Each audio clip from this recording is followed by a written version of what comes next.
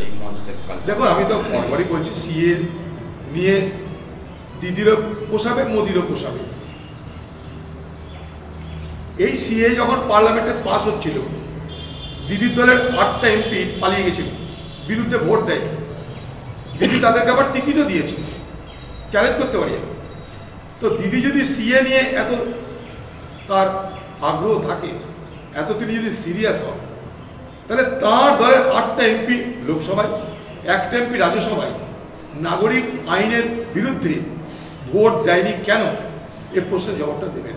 2 নম্বর, নাগরিকত্ব দেওয়ার অধিকার শুধুমাত্র কেন্দ্রের থাকে। 3, কেন্দ্র যেটা করতে পারে সেটা হলো এই, ভারতবর্ষের 9টা রাজ্যে 31টা জেলা শাসককে নাগরিকত্ব দেওয়ার অধিকার দেওয়া হয়েছে।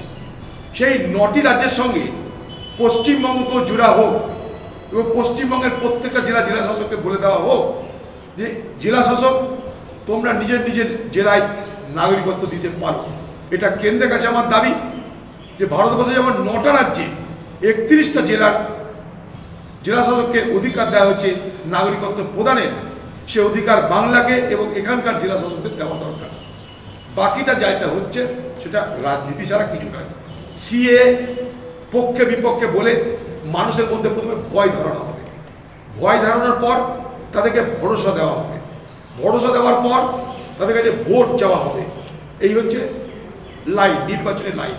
প্রথমে ভয় ধরাও, ভয়ের পর ভরসা দাও, ভরসার পর ভোটের রাজনীতি করে নির্বাচনের ময়দানে নিজেকে ভরসা প্রমাণ